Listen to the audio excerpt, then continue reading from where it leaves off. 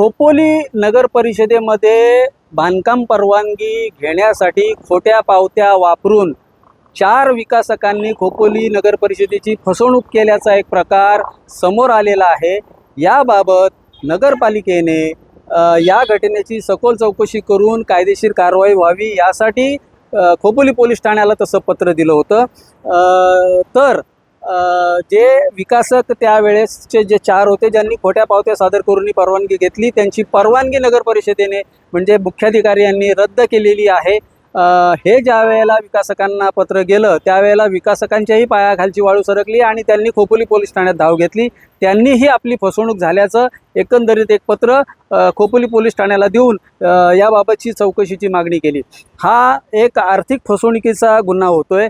वर्ष 2022-23 मध्ये या 4 विकासकांनी बांधकाम परवानगीच्या अगेन्स्ट जे पैसे भरायचे होते ते पैसे न भरल्याबाबत हा एकंदरीत प्रकार आहे। एकूण ही 30 ते 35 लाखाची अमाऊंट आहे जी की नगरपालिकेमध्ये भरली गेलेली नाही आहे।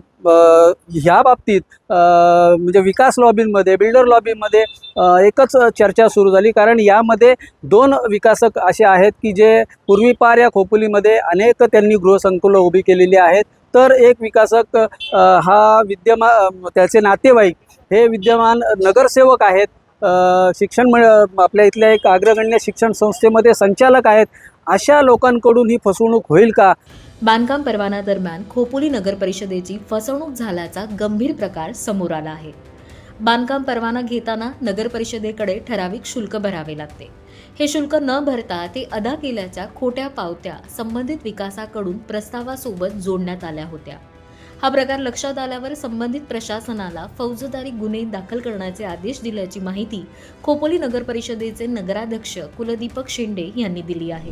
बघा, प्रशासनाच्या माध्यमातून आम्हालाच एक 4-5 दिवसापूर्वी याच्यापूर्वी माहिती देण्यात आली की बाबा अशा प्रकारच्या 1-2 वर्षापूर्वी काही विकासकांकडून खोट्या पावत्या देऊन निदर्शनास आलं की ऑडिट रिपोर्टमध्ये की बाबा मॅच होत नाहीयेत, की पैसे एक भरलेले आहेत, पावती वेगळी आहेत, जमा झाल्याची वेगळी अमाऊंट आहे, पेपरवर वेगळी अमाऊंट आहे। तर त्या माध्यमातून जसे रिपोर्ट आले तसे प्रशासनाला आदेश देण्यात आले की बाबा ह्यात कुठलाही त्रुटी असेल किंवा काही असेल ते शोधून काढा आणि संबंधितांवर आपण जे काही शासकीय नियमावली असेल त्या माध्यमातून कारवाई करा। त्या माध्यमातून असं आता आम्ही फौजदारी गुन्हे सुद्धा दाखल करतोय की याला जे कोण कारणीभूत असतील अशा विकासकांवर असतील किंवा त्यांचे जे कोण आर्किटेक्ट असतील किंवा जे काही सबलिस्ट त्यांनी जे काही दिलेले असतील त्यांना सर्वांच्यावर आम्ही फौजदारी गुन्हे करण्याचे आदेश दिलेले आहेत। खोपोली नगर परिषदेची लाखो रुपयांची फसवणूक झालेल्या या गंभीर घटनेबाबत आम्ही खोपोली नगर परिषदेचे मुख्याधिकारी डॉक्टर पंकज पाटील यांची प्रतिक्रिया जाणून घेतली।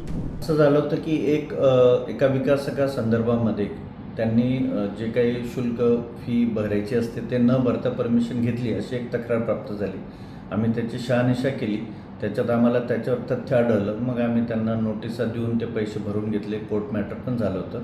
त्या अनुषंगाने इतर ठिकाणी पण काही झालं असेल म्हणून एक समिती नेमली मी आणि त्याच्यात कोणी अशा प्रकारचा अपहार केला आहे का, नगर परिषदेची फसवणूक केली का हे शोधण्यासाठी समिती नेमली व त्या समितीने हे शोधून काढलं की काही विकासकांनी फी जी भरायची असते ती कॅशमध्ये भरली आणि त्याच्यावरती बँकिंग अशी पावती मिळाली, परंतु त्याचा भरणा नगर परिषदेकडे मात्र त्या दिवसाचा झालेला दिसून आला नाही। आणि MRTP ॲक्टमध्ये UDCPRमध्ये अशी तरतूद आहे की 1 रुपया जरी शासनाचा देयक असलेलं भरला नाही तर त्याची बांधकाम परवानगी ही आपोआप रद्द होते। त्या अनुषंगाने या विकासकांची जी बांधकाम परवानगी आहे ती रद्द करण्यात आलेली आहे। नगर परिषदेची लाखोंची फसवणूक करण्यात आल्याचे स्पष्ट होऊनही अद्याप याबाबत पोलिसांकडून गुन्हा दाखल करण्यात आलेला नाहीये।